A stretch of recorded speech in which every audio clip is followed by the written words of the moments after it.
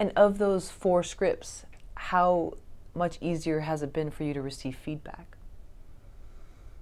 Oh, as far as criticism, oh my God, so much easier. The first script, man, I was like everybody else. I mean, I did exactly what I said earlier, the 3 pieces of coverage. And, I was expecting them to come back brilliant. I was expecting them to get the humor. It had a lot of comedy in it. And, one person liked it. They were all passes, by the way, they were all passes. And one person liked it. The other person was like, I like this character and I like this character. And one person just eviscerated it. And I, of course, spent, like 5 days obsessing over that one piece of coverage going, the son of a bitch doesn't get it. He's got no sense of humor. He's an idiot. What would he know? And, I went through that whole entire thing. And then I kind of sat there and went, all right, again, all 3 people are telling, in certain instances, in certain spots, all 3 people are telling me the same thing. This character doesn't work. This character isn't, growing.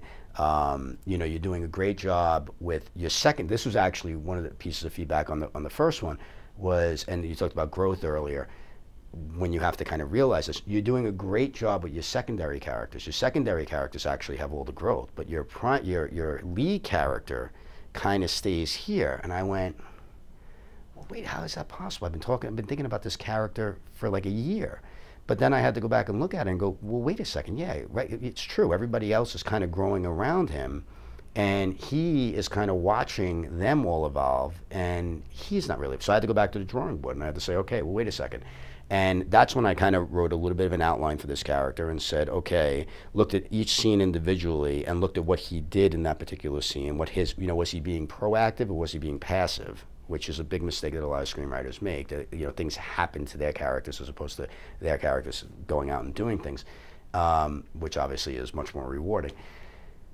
And this character really wasn't doing anything. This character was kind of wading in and out of everybody else's life, and things were happening to him. And he was moving forward or backward based on kind of the things that were happening to him. So, it took me a while to get there. Like, I was very defensive. Are you kidding me? I was like, how dare they? What the hell? These people don't know what the heck they're talking about. Like, who is this AZ guy? Like, you get the initials of the guy that covered the script. Like, who the hell is this guy? Bring him in front of me. I'll show him what a screenplay is.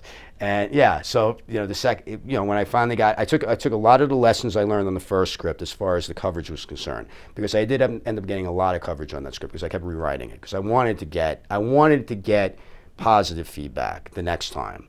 Not that I was looking for recommends or anything like that. I just wanted to see less criticisms. And if I'm getting less criticisms, then I'm cleaning things up. So a lot of the criticisms I kept getting back helped me not only shape that script, but inform the next one. Because this is where you're not, like, again, the example of, like, your primary character not moving the story along. It's the secondary characters that are moving it along.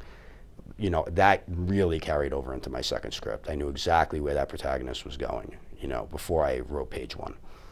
Let's say you get a phone call from another screenwriter that's had an AZ go with a red pen over their script. Yeah. How are you going to talk them down from the ledge? Well, we talk about this all the time. I'm fortunate. It's amazing because even though I have this one script in development, and I really have had nothing else made, I do get to speak at a lot of screenwriting conferences, and which is great, and I really enjoy doing it. And but you get that question often is like, how do you handle the criticism? How do you? And I say you just have to be realistic. Like, you have to be, you can't be so precious about everything. You have to absorb it, digest it, and if you're really, if you've said to yourself, I'm being as honest with myself as humanly possible, and I don't see this, then you got to fight for it, okay? That's okay. But you got to make sure you really are being honest with yourself, and obviously that's easier said than done, because as writers, we are precious about our material. Mm-hmm. We do think that it's, works, and, that other people just aren't getting it. It's easy to get to that point. With the Endgame, the script that's in development right now, when I was working with David on things that he wanted, they were such minor things that I felt like I was going to, choke him, at times, because it was like, it's like this little thing, but I get it. Like, it's a detail here and a detail there that sometimes makes all the difference in the world. Sometimes it's really, really big problems, and sometimes it's really, really small, little things. And you have to be receptive to both. And you have to be receptive to people's opinions, especially if they've climbed the mountain.